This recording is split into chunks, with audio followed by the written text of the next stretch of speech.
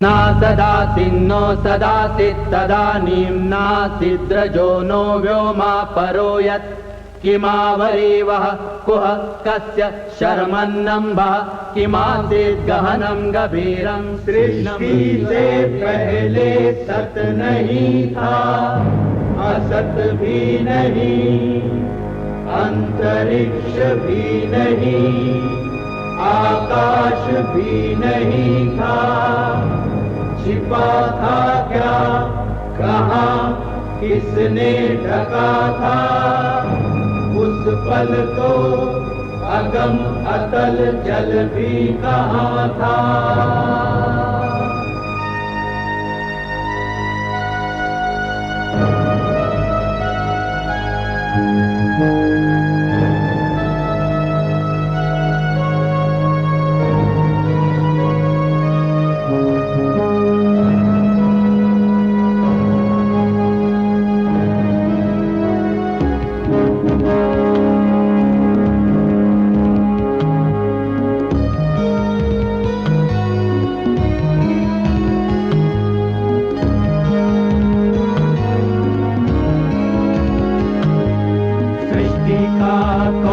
करता करता है वाह करता, उनसे आकाश में रहता, सदा अध्यक्ष बना रहता। वही सचमुच में जानता या नहीं भी जानता है, किसी को नहीं पता, नहीं पता, नहीं है पता, नहीं है पता।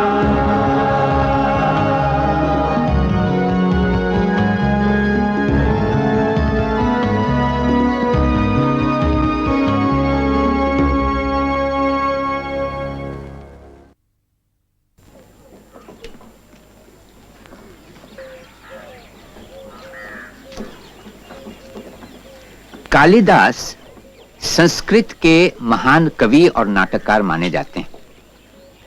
हालांकि हमारे पास उनके जीवन काल के बारे में ठोस जानकारी नहीं है। मुमकिन है कि वो 4वीं सदी ईस्वी में उज्जैनी में रहते थे, चंद्रगुप्त विक्रमादित्य द्वितीय के राज्य में। कहा जाता है कि कालिदास उनके दरबार के 9 रत्नों में से एक थे, जहां उनकी प्रतिभा को उनके जीते जी भरपूर इज्जत मिली। वो उन खुशकिस्मत इंसानों में थे जिन्हें जिंदगी ने अपना प्रिय समझकर सराहा। कालिदास ने कोमलता और सुंदरता को उभारा और दुख दर्द की झलक भर ही दिखाई। उनके साहित्य में जीवन के प्रति एक मोह है और प्रकृति की सुंदरता से गहरा प्यार। मोहन राकेश ने अपने नाटक आषाढ़ का एक दिन में कालिदास के जीवन की कठोर वास्तविकताओं और उनकी कविताओं की कोमलता के आपसी द्वंद्व को उभारा है। आया पावस राजा प्रियतम, पावस राजा आया, अपने दलबल सहित देखो कैसा साज सजाया।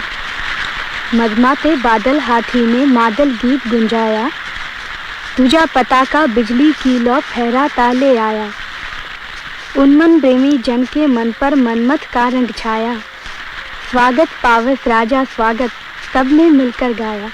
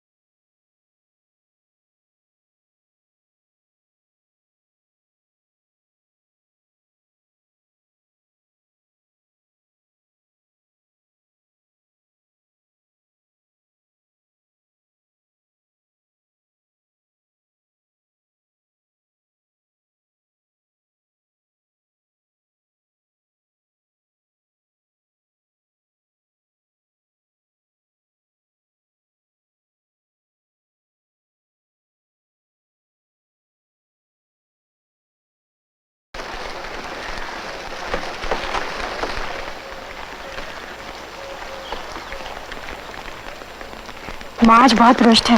उन्हें अनुमान हो गया है कि वर्षा में मैं तुम्हारे साथ थी। मेरे शिकार को उठा लाने में तुम्हें संकोच नहीं हुआ?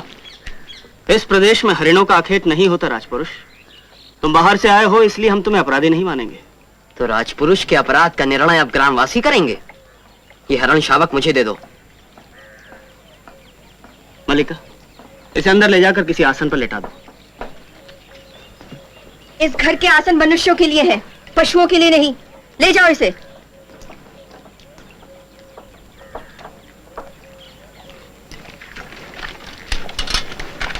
ठहरो राजपुरुष।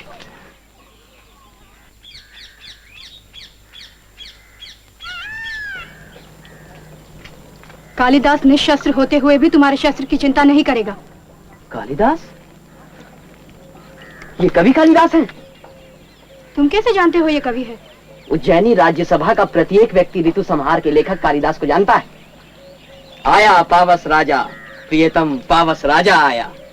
अपने दल बल सहित देख लो कैसा साज सजाया।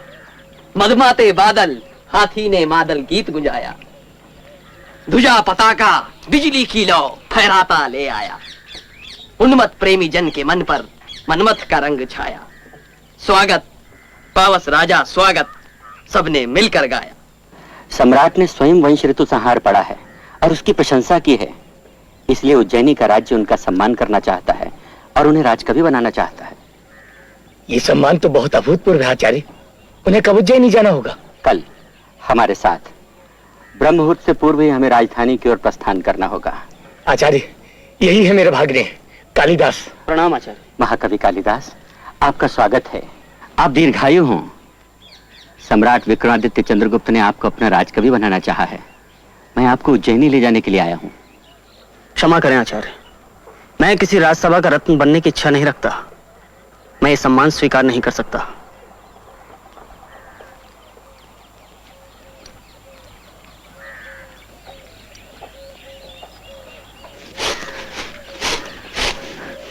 अंबिका, अंबिका, मैं आज इस सारे ग्राम में घोषणा करने जा रहा हूं कि मेरा इस कालिदास नामधारी जीव के साथ कोई संबंध नहीं है। क्यों? अब क्या किया उसने? उज्जैनी से एक आचार्य और कुछ राजपुरुष आए हैं। राज की ओर से सम्मानित किया जा रहा है उन्हें। पर तुम्हें पता है मेरे भाग्ने क्या कहते हैं? मुझे ये सम्मान नहीं चाहिए। मैं तुम्हें विश्वास दिलाती हूँ मातुल, वो उज्जैनी अवश्य जाएगा। सम्मान प्राप्त होने पर सम्मान के प्रति प्रकट की गई उदासीनता व्यक्ति के महत्व को और बढ़ा देती है। ये लोक नीति है। अगर ये लोक नीति है अंबिका, तो मैं कहूंगा कि लोक नीति और मूर्ख नीति में कोई अंतर नहीं होता। संभवतः वो सचमुच इस पर्वत भूमि को छोड़कर नहीं जाना चाहता। नहीं जाना चाहता। अब तुम ही जाकर समझाओ उसे। संभव है मान जाए। परंतु वो इस समय है कहाँ? वहीं नदी के किनारे हट कर रहे हैं कि जब तक उज्जैनी से आए हुए अतिथि लौट नहीं जाते वो लौट कर नहीं आएंगे।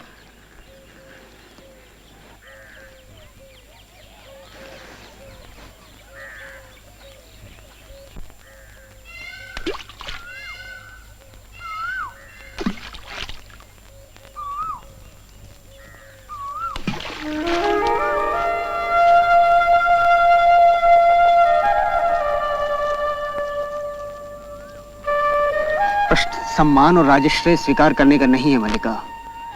उससे कहीं एक बड़ा प्रश्न मेरे सामने है। और वो प्रश्न मैं हूँ ना? इस अवसर को ठुकरा कर तुम यहाँ रह भी गए तो क्या मुझे सुख मिलेगा? तुम्हारे चले जाने से मेरे अंतर को एक रिक्तता छा लेगी। फिर भी मैं कहती हूँ तुम्हें जाना चाहिए। तुम्हारी आंखें तो कुछ और ही कह रही हैं। मल्लिका, मैं कई सूत्रों से इस भूमि से जुड़ा हूं। उन सूत्रों में तुम हो। ये आकाश मेघ है, यहाँ की हरियाली है, हरिणों के बच्चे हैं, पशुपाल हैं।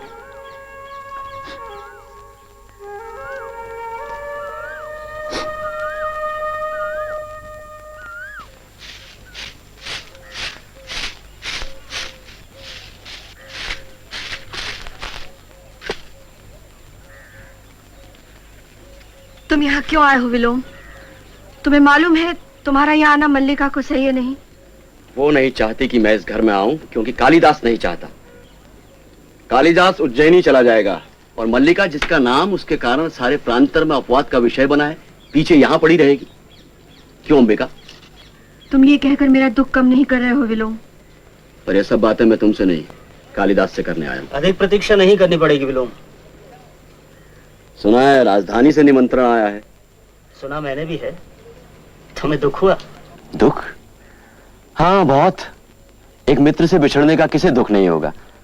राजधानी के वैभव में जाकर कहीं ग्राम प्रांतर को भूल तो नहीं जाओगे?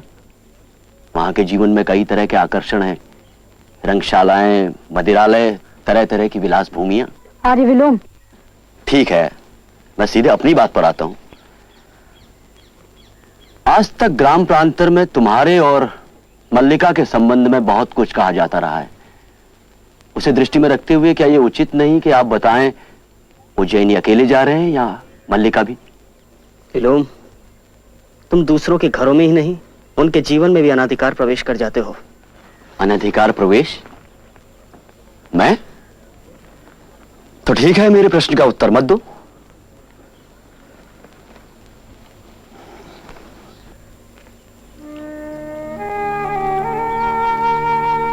आचार्य तुम्हारी प्रतीक्षा कर रहे होंगे।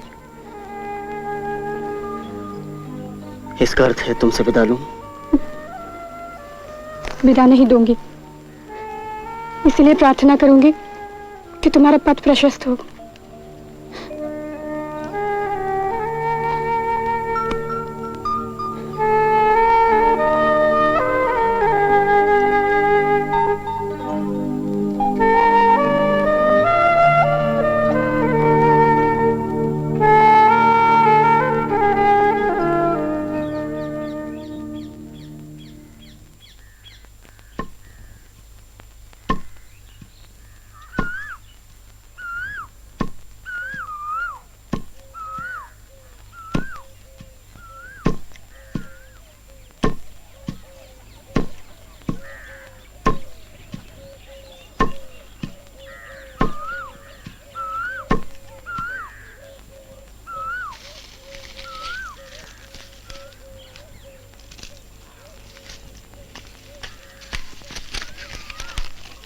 कालिदास की लंबी कविताओं में से एक है मेघदूत। अपनी प्रेमिका से जुदा प्रेमी बारिश के दिनों में एक बादल से कहता है कि वो उसका पैगाम ले जाए। पावन सरवर जनक नंदिनी सीता जहां नहाई थी, जहां घने तरुओं ने अपनी परछाई फैलाई थी, उसी रामगिरी पर रहने को आया यक्ष दुखी होकर, एक वर्ष भर प्रिया विरह का शाप लिया था माथे पर। क्या मेरा संदेश प्रिया तक गगन बटो ही ले जाएगा? सावन के दिन उथल पुथल के क्या संभाल भी पाएगा? फिर भी उसने वन फूलों का बादल को उपहार दिया और प्रसन्न हो प्रिय शब्दों में स्वागत का उपचार किया। ओ जलधर है जले अधर की तीखी प्यास बुझाता तू, विरहा नल में जले यक्ष की खबर प्रिया तक ले जा तू। जा तू अलकापुरी जहाँ के मंदिर धवल अमल ऐसे, भाल चंद्र की चंद्र किरण से नित धोए जाते जैसे। आयुष्मन कुछ मेरी कहना, कुछ अपने होकर उदार, कहना तेरा प्रिय साथी वो पड़ा रामगिरी पर लाचार। जीता है वो कुशल पूछता, कैसे कटते हैं दिन रात। विपदाओं से घिरे जनों से पूछें और कौन सी बात। तेरे अंग प्रियंगुलता में हैं मयंक में मुखमंडल, गजिन मोर पंखों में दिखते लहराते तेरे कुंतल। हिरनी के नैनों में नैना, लहरों में भ्रू का नर्तन, पर न किसी में तेरी समता, हाय तरस रह जाता मन।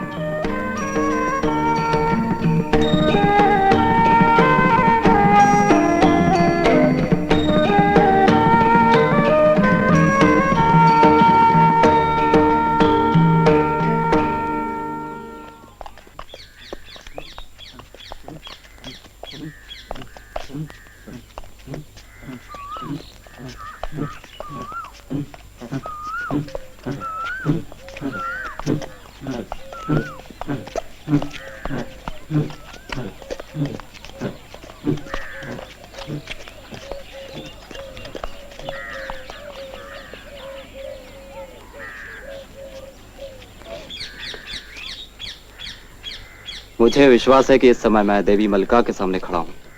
कहिए। देव मातृगुप्त के अनुचर का अभिवादन स्वीकार कीजिए। देव मातृगुप्त? ऋतु संहार, कुमार संभव, मेघदूत एवं रघुवंश के प्रणेता कविंद्र तथा सौराष्ट्र के भावी शासक कालिदास।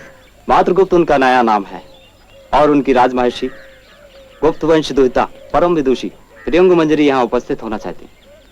मैं उनका अनुचर आपको इसकी पूर्व सूचना देने के लिए उपस्थित हुआ हूँ।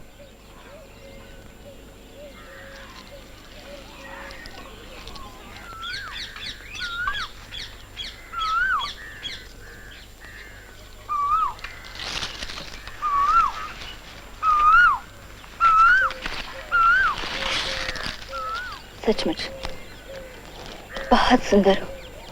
जानती हो, अपरिचित होते हुए भी तुम मुझे अपरिचित नहीं लग रही। आप बैठ जाइए ना।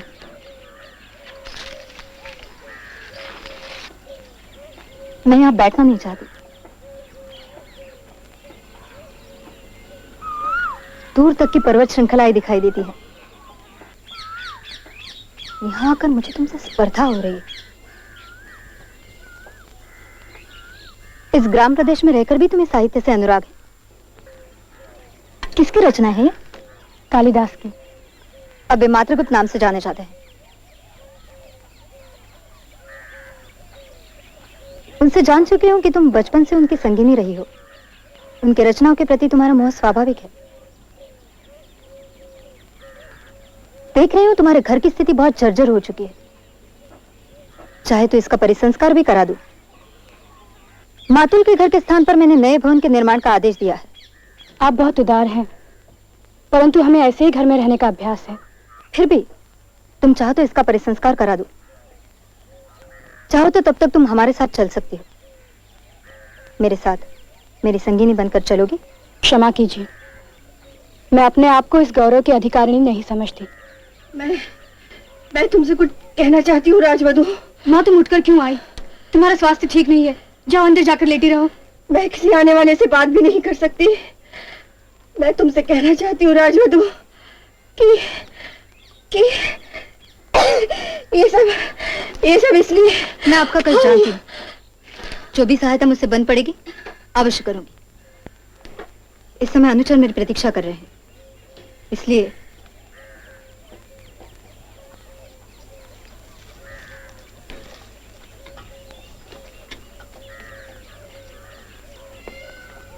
घर की भित्तियों का परिसंस्कार हो जाएगा। तुम उनके यहाँ परिचारिका बनकर रह पाओगी। इससे बढ़िया सौभाग्य तुम्हारे लिए और क्या होगा?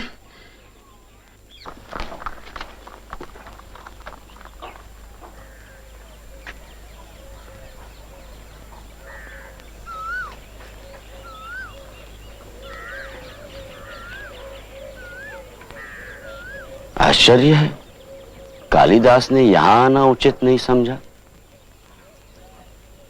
कल तो सुना कि वो वापस लौट जाएंगे। उसे आना चाहिए।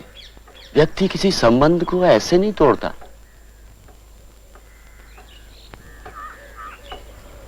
पर्वत शिखर से एक अश्वारोही को आते देखा। सोचा कुछ क्षणों के लिए तो रुकेगा ही, पर वो चला गया।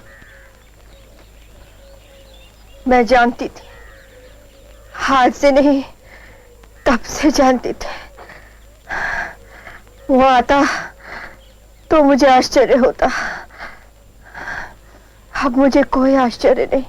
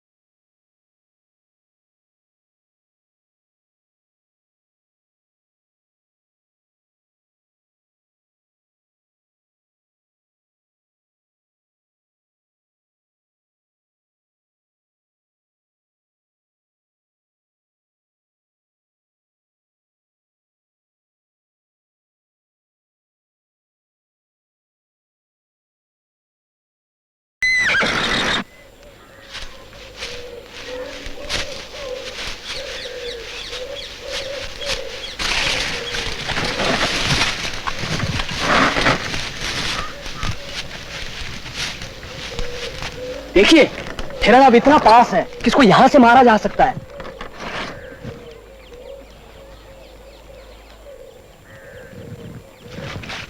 रुको राजा, ये हरिण हमारे आश्रम का है, इसे तुम नहीं मार सकते।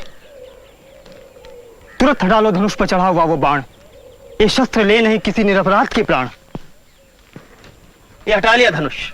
पुरुवंश के आलोक को ऐसा ही शोभा देता है। ब्राह्मणों की वाणी सदा मेरे हृदय में रहेगी। सर्वदा चक्रवर्ती पुत्र तुम्हें प्राप्त हो। राजा, हम लोग समिधा लाने जा रहे हैं। सामने मालिनी के तट पर हमारे गुरुकुलपति श्री कर्ण का आश्रम है। शकुंतला जिसकी अधिष्ठात्री देवी की तरह है, यदि किसी अन्य कार्य में बाधा न पड़ती हो तो वहां चलकर अतिथि सत्कार स्वीकार कीजिए। महर्षि कर्ण यही है?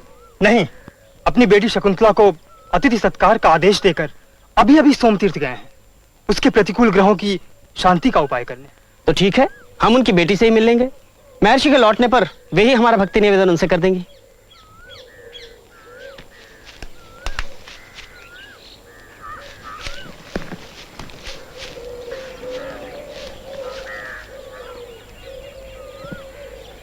सारथी,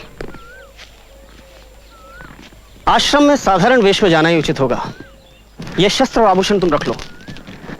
आश्रम वासियों से मिलकर मेरे लौटने तक तुम घोड़ों को आराम करने दो। जैसी आपकी आज्ञा।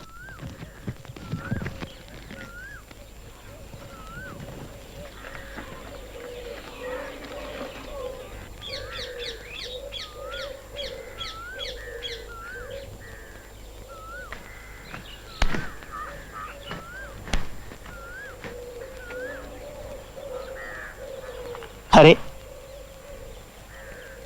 शांत आश्रम, भुजा दाई फड़कती, फल मिलेगा यहां क्या? या फिर होने के लिए हर द्वार खुलता राह बन जाती।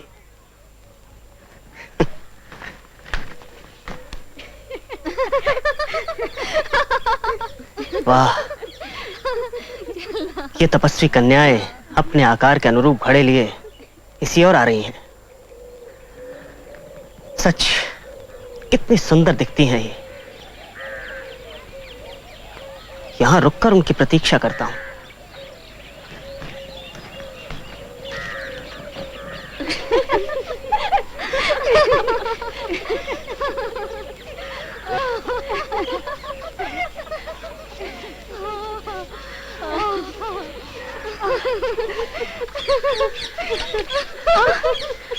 अनुसया, ये प्रियंवदा ने मेरा वल्कल वस्त्र बहुत कस दिया है।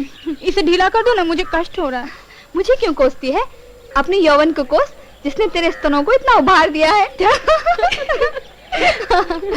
चल, अच्छा।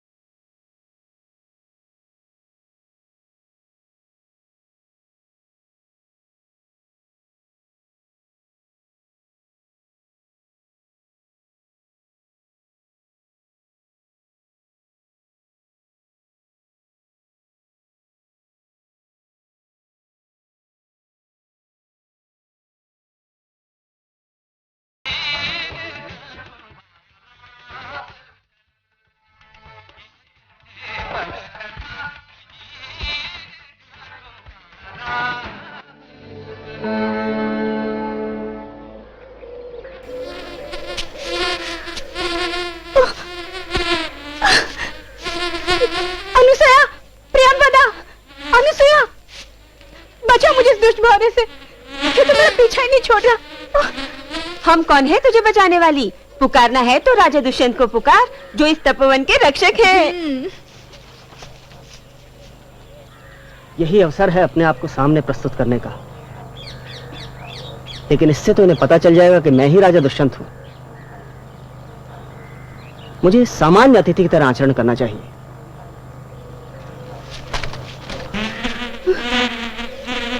ये दुष्ट तो हटने में ही नहीं आ रहा।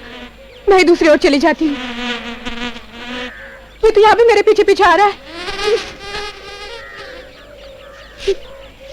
कौन है? कौन है वो नीच? दे रहा है पीड़ा तपस्वी कन्याओं को, जबकि शासन है धरा पर दुष्टनाशी पौरवंशी का। कौन है वो? घोलता है दूध में जो कीच, पीड़ित कर रहा है।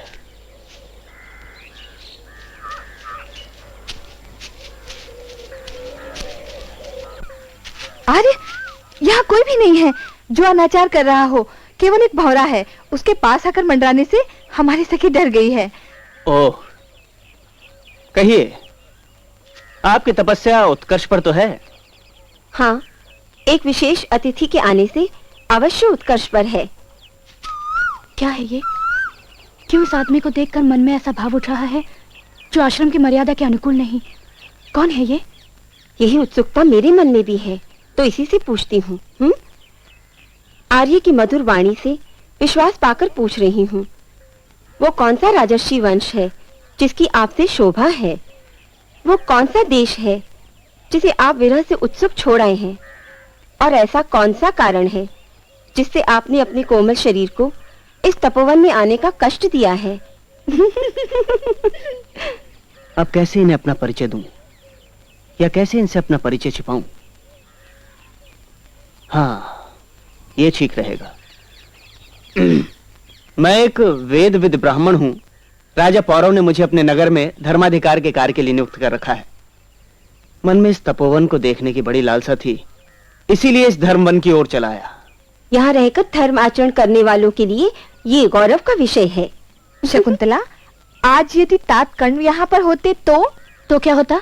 तो अपना सब कुछ देकर भी इस विशेष अतिथि का सत्कार करते। हटो, तुम मन में कुछ और ही रखकर बात कर रही हो।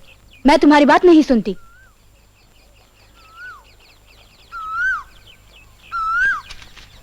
सुनिए, हम भी आपकी सखी के बारे में कुछ पूछना चाहते हैं। ये तो आपका अनुग्रह है, इसमें याचना कैसी?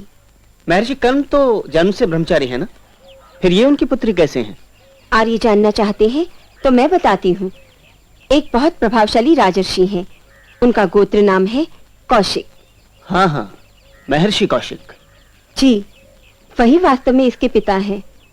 उनके छोड़ देने से तात कर्ण ने इसका पालन किया, इस नाते से वे भी इसके पिता हैं। उनके छोड़ देने पर? यह सुनकर तो और भी उत्सुकता मन में जागती है। हमें पूरी बात बताएं। मैं आपको सब बात बताती हूँ। बहुत पुरानी बात है। उन दिनों वे राजर्षि उग्र तपस्या में लीन थे। उनकी तपस्या भंग करने के लिए देवताओं ने मेनका नाम की अप्सरा को उनके पास भेजा। हमें देखते ही लगा था कि ये केवल अप्सरा की ही संतान हो सकती हैं। ये सुंदर गाथा सुनकर तो और भी कुछ पूछने को मन करता है। अरे, आप संकोच न करें। तपस्वियों से कुछ भी जानने पूछने से आचार का उल्लंघन नहीं होता। हमें पूछना यह है कि जब तक हो कन्यादान नहीं, क्या तापस धर्म धरेंगी ये आजीवन अपने जैसे नैना वाली हिरणी के संग इस आश्रम में विचरेंगी?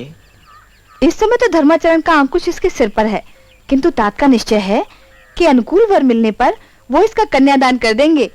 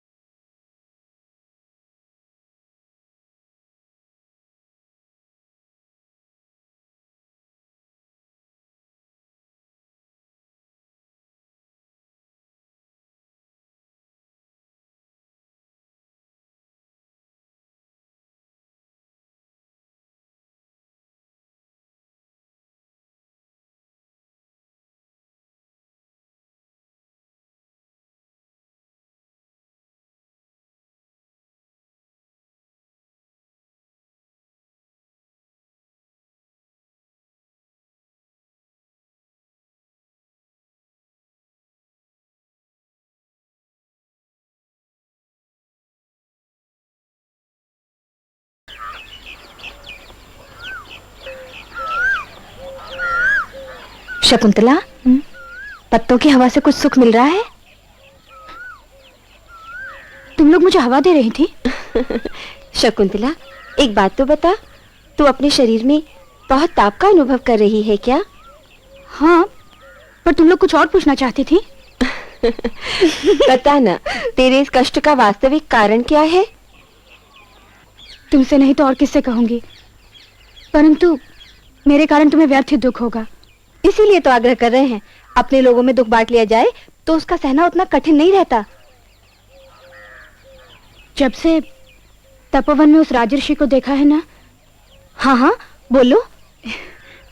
तभी से उन्हें पाने की आकांक्षा से मेरी ये अवस्था हो रही है। ओह, तत्काल और मनचाहा फल लाने वाले मनोरथ हैं आप। स्वागत है आपका। नहीं नहीं, उठो नहीं।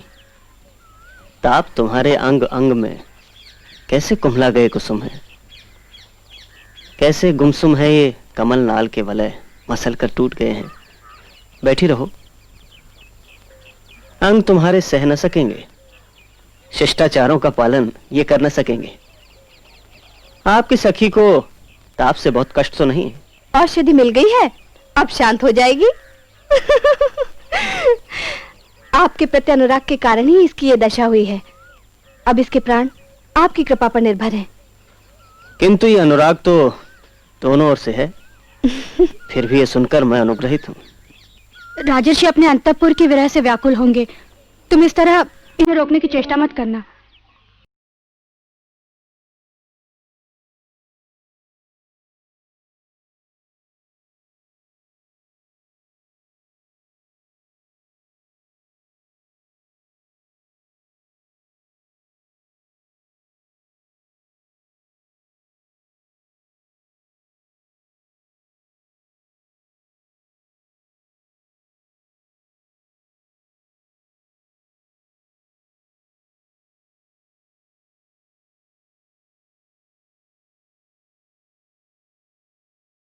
राजाओं की बहुत बहुत प्रणय होते हैं, कहीं ऐसा न हो कि इसके बंधुओं को इसके लिए बाद में चिंतित होना पड़े। अब और अधिक मैं क्या कहूँ। भले ही बहुत पत्नी हो मेरी, विश्वास कीजिए, दो बातों में मान प्रतिष्ठा मेरे कुल की, ये धरती बना समुद्र करघनी जिसकी, और दूसरी आप युवतियों की अनुपम सखी। ये सुनकर हम निश्चिंत हुए। देख प्रियमदा, वो बेचारा हरिण शावक अपनी आंखें घुमा घुमा कर अपनी खोई हुई माँ को ढूंढ रहा है। चलकर मैं उसे उसकी माँ से मिलवा दूं। बड़ा चंचल है ये शावक, तुझे अकेली से संभलेगा नहीं। चल मैं भी चलती हूँ। हाँ। नहीं, मैं तुम दोनों को नहीं जाने दूंगी। देखते ना, मैं अकेली हूँ यहाँ। राजा है तेरे पास, फिर तू अकेली कैसे?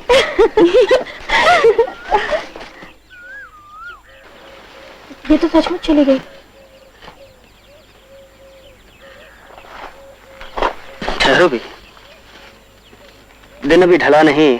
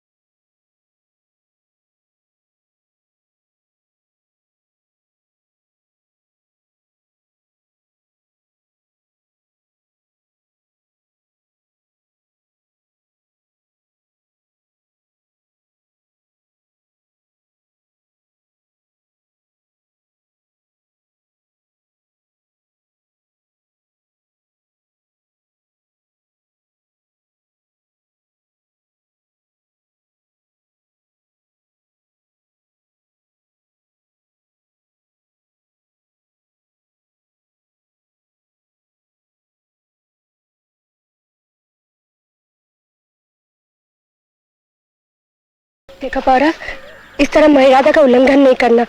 आसपास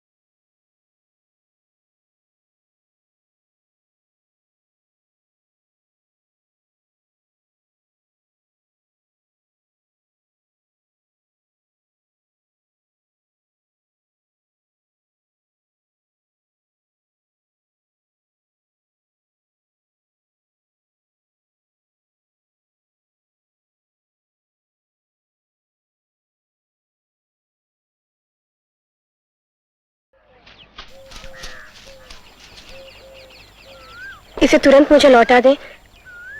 ऐसा ना हो कि मुनियों में से किसी की दृष्टि हम पर पड़े। एक शर्त पर। क्या शर्त होगी? इसे मैं ही इसके स्थान पर बांधूंगा। ओह, और उपाय ही क्या है? जैसे आपकी इच्छा हो वैसे ही कीजिए।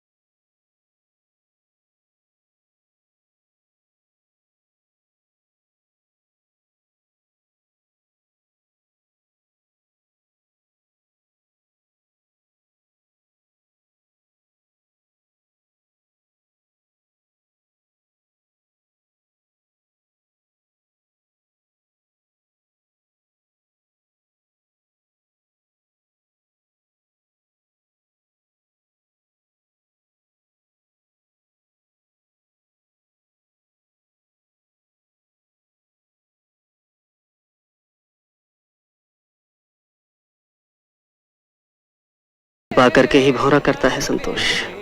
और अगर ना हो संतोष तो वो क्या करता है? तो